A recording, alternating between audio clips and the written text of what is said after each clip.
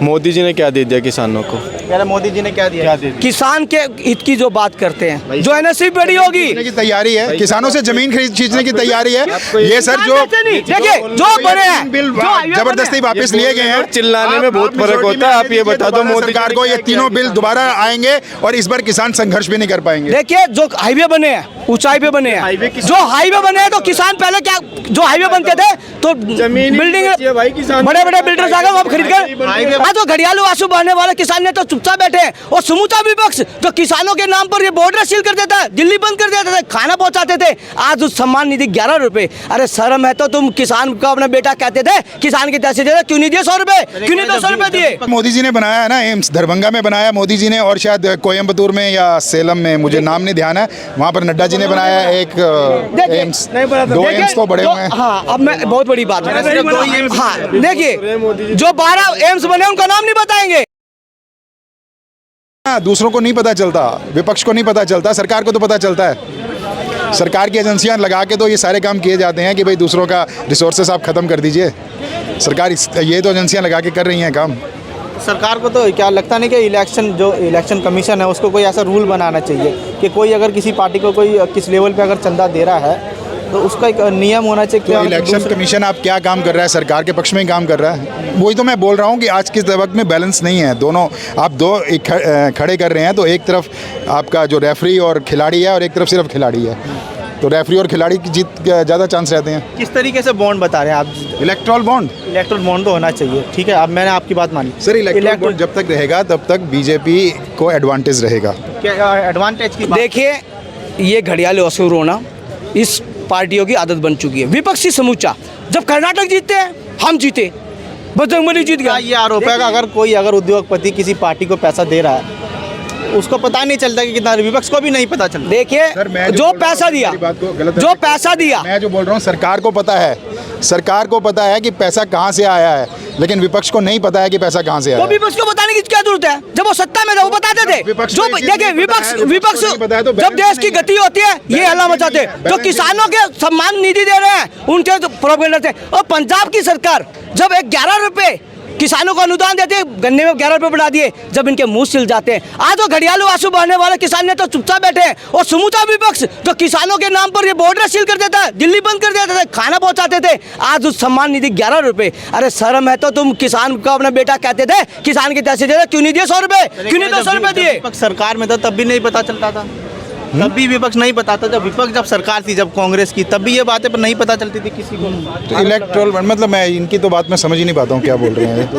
इनकी बात में देखिए इनको समझ में नहीं आएगी, जो स्पष्ट बोला है समझ में नहीं आएंगे। और जो बात है चंदा, जो चंदा देते थे, जो दो व्यक्ति चंदा देसी भाषा बता दूं चाचा आपको, जो चंदा देते थे, कितने उद्योगपति देते थे कांग्रेस को, और जो कांग्रेस में जो आज अडानी चिल्ला रहे हैं, जो आज जो अडानी उद्योगपति सरकार के साथ है। देखिए कांग्रेस की सरकार हो चाहे बीजेपी की सरकार हो, अब फिर चंदे का रोना क्यों रो रहे हैं, क्यों पारदर्शिता पूछ रहे हैं? नहीं सर, मैं इलेक्ट्रल बॉन्ड के सिस्टम का रोना रो रहा हूँ। पास सिर्फ ईवीएम, बॉन्ड, चंदा, क्योंकि इनको चंदा कोई देता नहीं। अब इनकी दुर्दशा है, खुद पैसा खर्च करना पड़ रहा है। जब चुनाव लड़ रहे हैं तो अपने घर से पैसा लगाना पड़ रहा है। यही 50 साल से मलाई खा रहे थे, एक एम्स बनाकर दूसरे की नींव नहीं टेक पाए। ये जो एक पालिका केंद्र दूसरा नहीं बना पाए। जो आज शौचालय की बात करते हैं, मोदी जी ने दरभंगा में मोदी जी ने बनाया है ना एम्स, दरभंगा में बनाया मोदी जी ने, और शायद कोयम्बतूर में या सेलम में, मुझे नाम नहीं ध्यान है, वहाँ पर नड्डा जी ने बनाया एक एम्स। 2 एम्स तो बड़े हुए हैं। हाँ, अब मैं बहुत बड़ी बात है।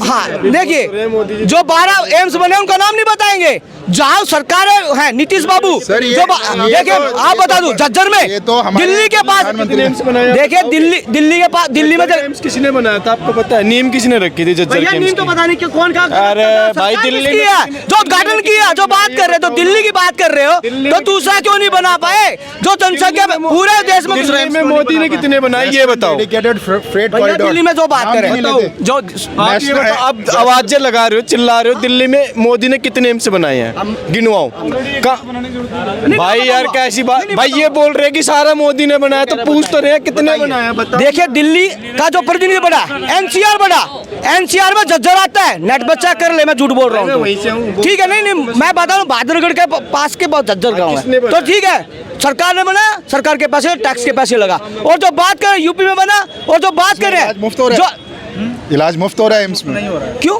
काम पैसे लग रहे हैं, बताइए ना। आप दिल्ली के सरकारी हॉस्पिटल बता दें, आप दिल्ली में रह रहे हैं, आप दिल्ली में बता दें कहाँ पे है, आईसीयू बेड नहीं है। मेरे गांव के पास है फूटकुर्द वाल्मीकि हॉस्पिटल, आप आईसीयू बेड दिखा दो, आप वहाँ पर कुछ दिखा दो।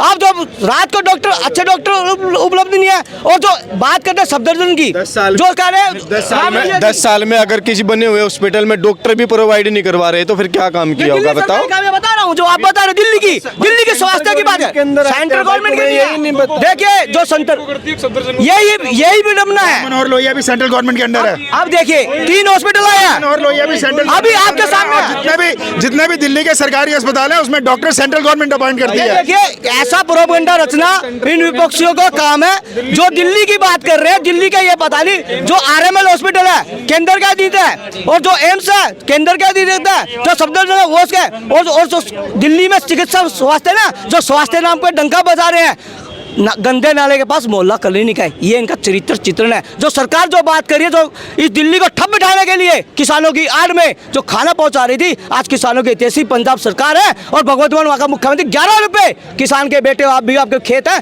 आपको 11 रुपए अनुदान दे रहा है। इससे ज्यादा शर्मसार हम क्या होंगे, जो बता दीजिए। किसानों को मोदी जी ने क्या दे दिया किसानों को? कह रहे मोदी जी ने क्या दिया? किसान के हित की जो बात करते हैं, जो एनएससी बड़ी होगी की तैयारी है, किसानों से जमीन खींचने की तैयारी है।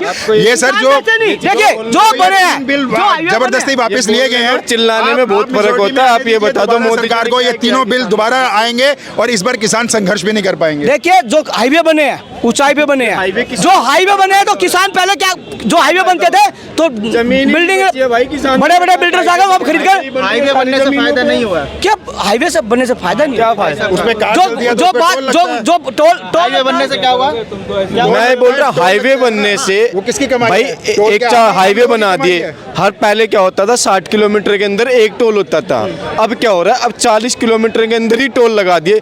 अगर हाईवे बना रहे हैं ना, उससे 2 गुना पैसा सरकार का ही तो बेनिफिट हो रहा है, आम आदमी को क्या बेनिफिट हो रहा है? आम आदमी ये झज्जर की बात कर रहे हैं, जिनके पास कार है वो आप तो स्कूटर भी बंद कर दिए हैं, एक्सप्रेस वे पे नहीं जा सकते। जो झज्जर की ये बात कर रहे हैं भाई, झज्जर जाने में 4 घंटे लगते थे खरखौदा से, आज 1.5 घंटे में पहुंच जाता है। ये बचत किसकी हुई है? जनता की। जो बात कर रहे हैं हरिद्वार जाने में मेरठ के जाम में फंसे थे, आज कितने घंटे में हरिद्वार पहुंच रहे हैं। जो बात कर रहे हैं, जो टोल भरी में तो कुछ नहीं बनता, गाड़ी का रोड बन रहा है, जो इंफ्रास्ट्रक्चर, ये सिर्फ गड्ढे, ये चाहते हैं गड्ढे बने रहे, हम सिर्फ सब्सिडी खाते रहे, ये काम है, ये चाहते हैं। मैं एक बात कहूंगा, एक अच्छी सरकार के समर्थक हैं, सिर्फ एक ही बात कहूंगा, एक अच्छी सरकार के समर्थक हैं, बस। देखिए ये मैं समर्थक नहीं, जनता ने समर्थन दिया, और जनता ने मत के द्वारा ये % बहुमत से सरकारें बना रही है, ये जनता जनार्दन है, और जनता के आशीर्वाद से और मतदान के द्वारा सरकारें बन रही है, इस जनता को बधाई है। जनता ने समर्थन दिया, इसलिए 3 राज्यों में सरकार बनाई बीजेपी। सर वो जो कार्यकर्ता किसी भी पार्टी के होते हैं, जो वोटर्स को पोलिंग बूथ पर लाते हैं, वो बहुत बहुत महत्वपूर्ण है हर पार्टी के लिए। आज दूसरी पार्टियों के वो कार्यकर्ता पार्टियों पे कार्यकर्ता नहीं है, कम हो रहे हैं ना, क्योंकि फंड्स नहीं है उनको देने के लिए।